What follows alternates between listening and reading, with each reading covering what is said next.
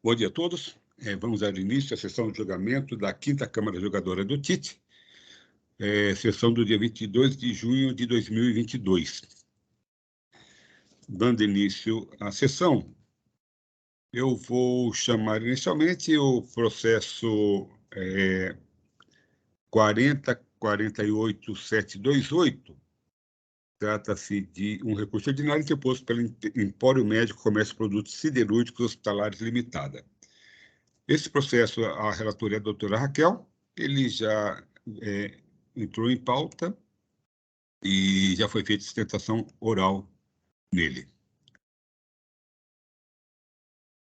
Na verdade, esse processo só foi colocado em pauta porque houve um problema no sistema na sessão passada e, em vez de devolver o relatório, o processo para a relatora, foi devolvido para sem acesso ao processo para poder preparar o voto.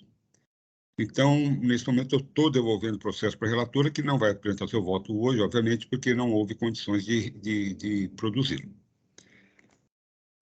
Então, doutora Raquel, já devolvi para a senhora.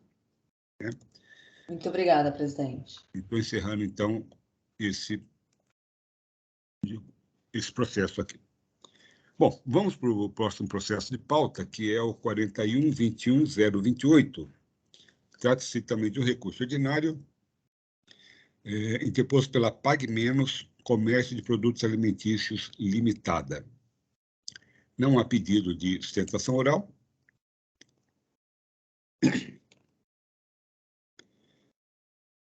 Eu vou... Só peço um minutinho aqui para que eu...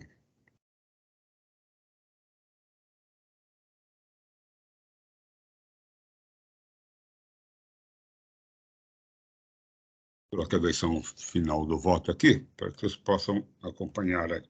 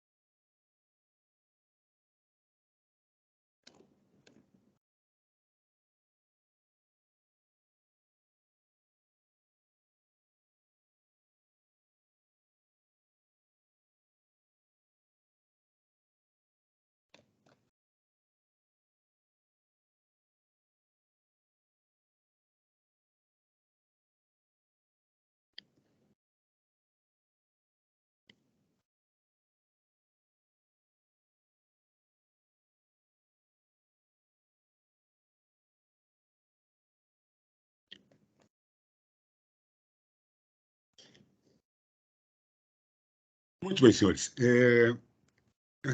O processo já está, a versão final já está aí, eventualmente eu faço alguma alteração aqui enquanto leio o voto, eu vou lê-lo porque facilitar aqui até para procurar algum eventual erro que eu tenha colocado, deixado aqui no voto. O caso é o seguinte, esse Pague Menos, né, uma rede de supermercado, o AIM originalmente tinha uns 10 itens, mais ou menos, alguns foram pagos, esse processo já foi analisado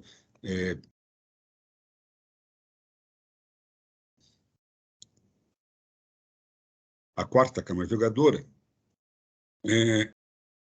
que, analisando o processo, houve o voto do relator num sentido, depois houve uma vista, uma preferência, não sei, num sentido distinto, acabou que a preferência foi...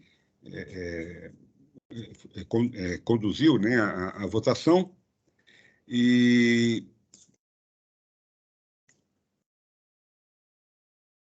ao final houve um parcial provimento do recurso ordinário. Na verdade, então, embora houvesse 10 itens, esse aí, apenas 2 nos têm interesse, porque dessa decisão da 4ª Câmara, a Fazenda,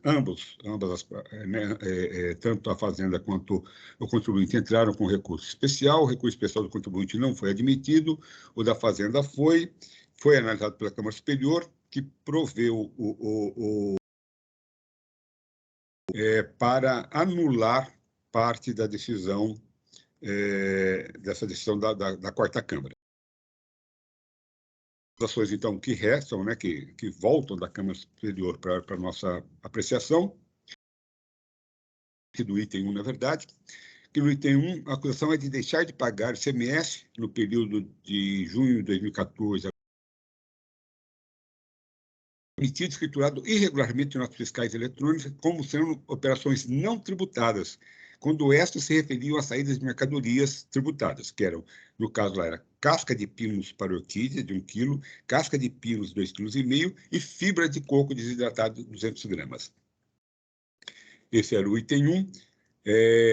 A quarta Câmara, ela manteve a acusação com relação à casca de pinos, né? E excluiu da acusação a fibra de coco. Né? Então, a nós, né, só parte do item 1 que é objeto do nosso, que é a questão da fibra de coco, né, que essa parte foi anulada pela Câmara Superior. E o item 2 também é a mesma acusação, que na verdade é o item 3, né, é a mesma acusação de emissão de documentos fiscais, considerando tributadas, considerando isentas as operações tributadas. E lá, no caso, as mercadorias são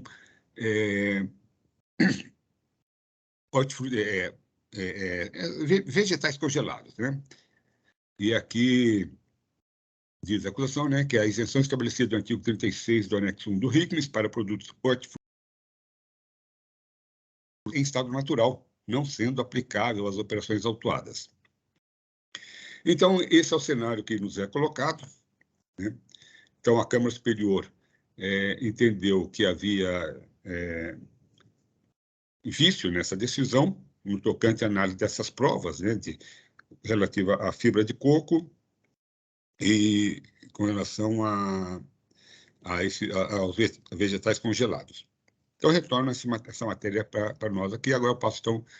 Bom, e aí a decisão da Câmara Superior foi anulada, determinando o retorno dos autos à sede de recurso ordinário, a fim de que outra decisão seja proferida com relação à parte cancelada do item 1, então somente em relação à fibra de coco, e novo julgamento do item 3. Esse é o comando da Câmara Superior. Então, vou passar então a leitura do voto. Que os senhores poderão acompanhar aí no sistema. Da leitura da parte dispositiva do acórdão que anulou a decisão proferida pela quarta Câmara Julgadora, vê-se que a anulação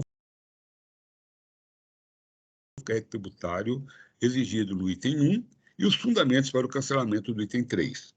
Não foi reformada nesse acórdão a parte em que a Fazenda Pública se sagrou vencedora, posto que o recurso especial interposto pela autuada não foi admitido pela autoridade competente, restando definitivamente resolvida no âmbito administrativo.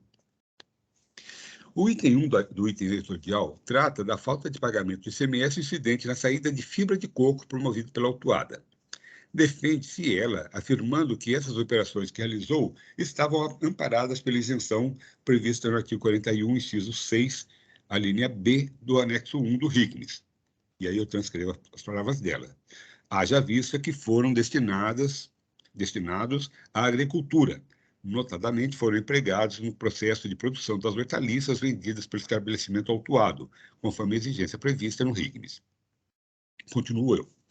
Em primeiro lugar, soa estranha a alegação de utilização dessa mercadoria na produção própria de hortaliças, já que se trata de um supermercado, que não tem entre as atividades declaradas no CADESP a de horticultura. Além disso, não trouxe aos autos nenhuma prova de tal produção, nem explicou como essa mercadoria seria utilizada no suposto processo de cultivo. A isenção prevista no artigo 41, 6b do anexo 1 do RICMES se aplica a saídas de casca de coco triturada, para uso exclusivo na agricultura. A fibra de coco comercializada pela recorrente não se destina à agricultura, mas à jardinagem de pequenos vasos, como se percebe da pequena quantidade de mercadoria na embalagem, apenas 200 gramas. Assim, corretamente o fisco exigiu o ICMS incidente nessas operações. Então, com relação ao item 1, é bastante simples. Na verdade, teria aqui um argumento mais ainda, que inclusive foi utilizado pelo relator lá na quarta Câmara, mas para mim não é um argumento tão relevante, que é o fato que Esse produto fibra de coco, ele não está na lista de isenção, né? Tem lá essa casca de coco desidratada. Como para mim essa questão semântica ela não seria tão relevante, né?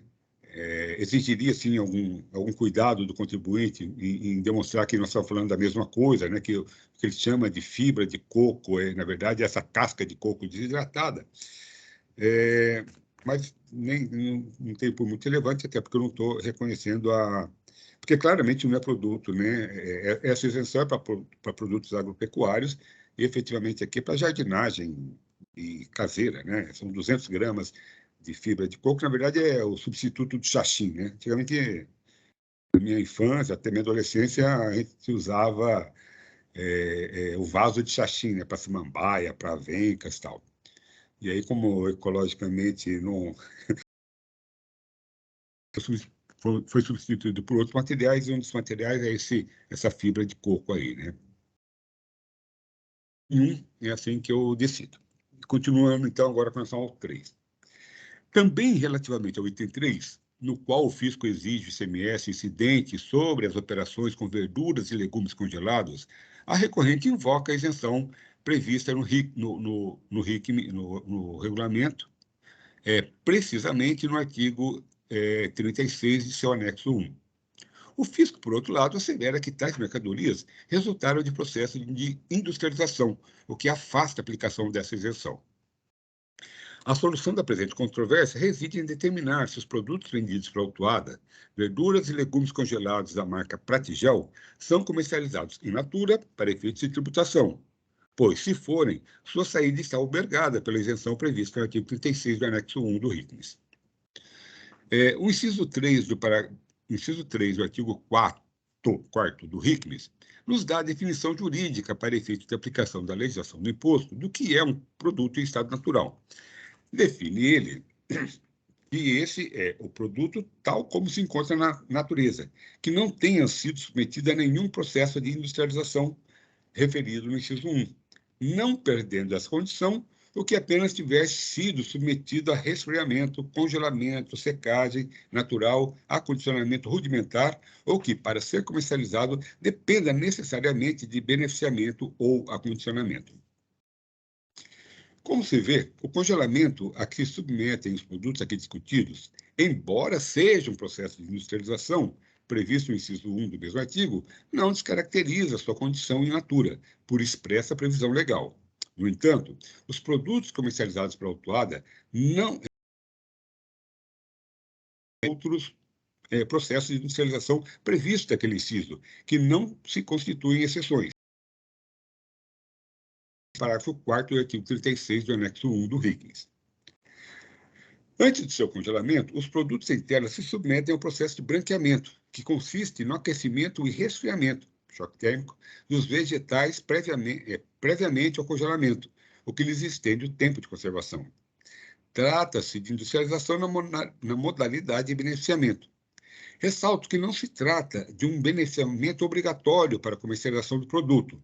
Nenhum dos vegetais comercializados pela autuada necessitam do branqueamento para serem comercializados.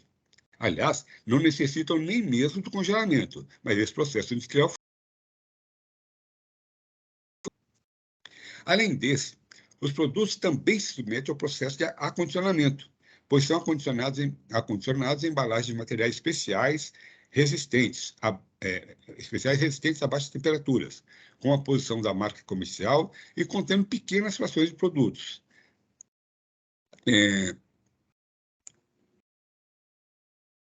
Vou até colocar aqui que é 300 gramas ou uma embalagem de 300 ou de 350 gramas, que lhe adiciona valor e altera sua apresentação. A exceção prevista no artigo 4º do RICMES se limita ao acondicionamento rudimentar, ou seja, caixas e sacos para o transporte e acondicionamento temporário da mercadoria. Esses dois processos de industrialização retiram dos produtos comercializados pela recorrente sua condição de 36 do anexo 1 do RICMES.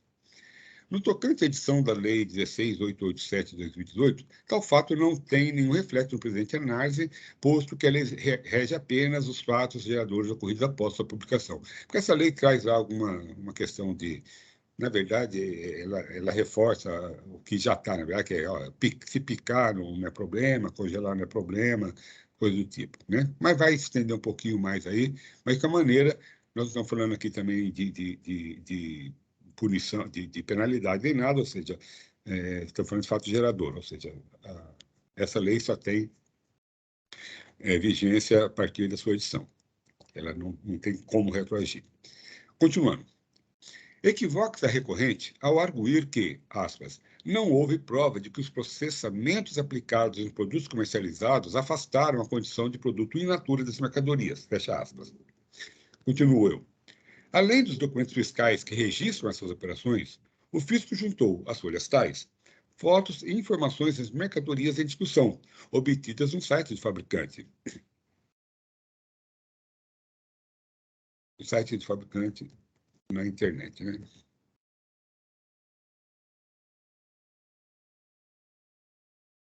Esses documentos são suficientes para demonstrar que os vegetais congelados foram submetidos a processos de industrialização que afastam deles a condição de in natura nos termos da legislação supracitada. Ademais, não cabia ao fisco provar a perda dessa condição, mas a autuada comprovar sua manutenção, apesar do indiscutível processo de industrialização a que foi submetido, congelamento.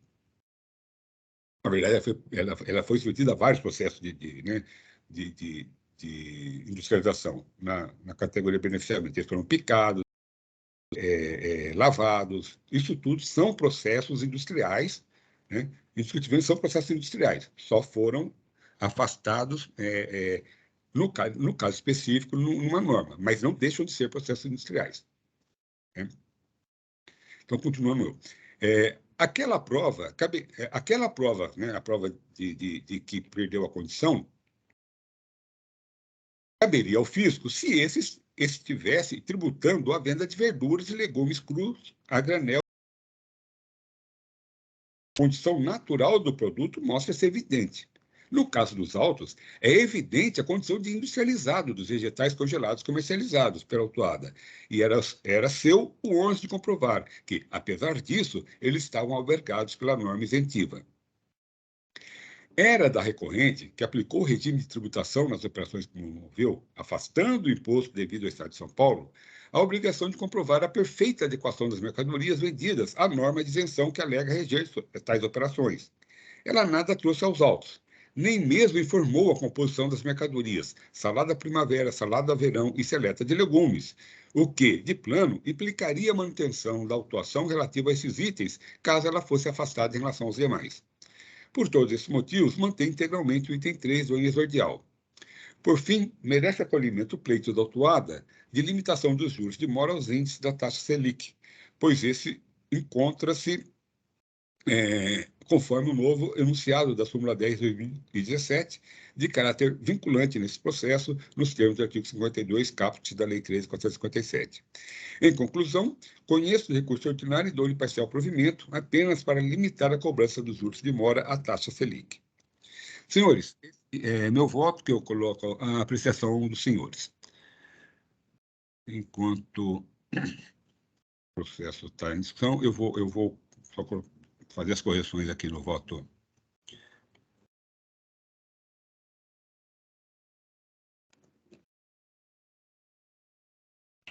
Vou acompanhar, presidente.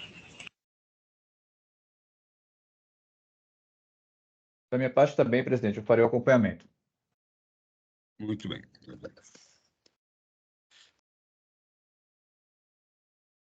A não destinação do produto fibra de coco para a agricultura, como também a caracterização da industrialização que retira a condição isentiva dessas vendas, né? Então, estamos de acordo. Obrigado. Eu vou acompanhá-lo, presidente. Obrigado. Antes, deixa eu só aqui já terminar aqui.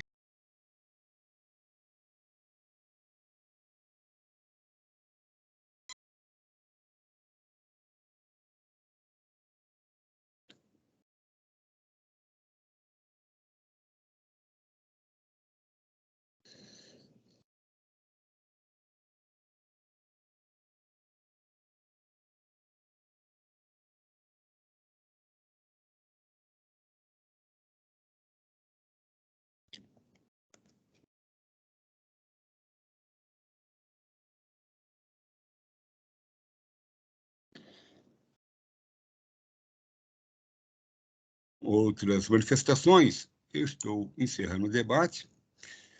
Peço a todos que confirmem a presença.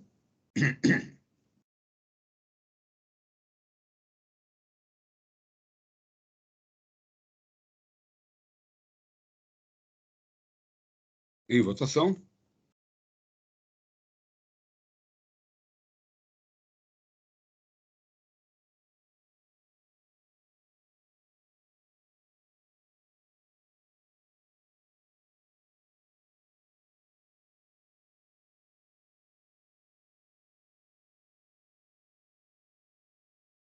Muito bem, então, por unanimidade, foi dado parcial provimento ao recurso ordinário interposto pela PagMenos Comércio de Produtos Alimentícios Limitados. Com isso, nós concluímos a pauta de hoje.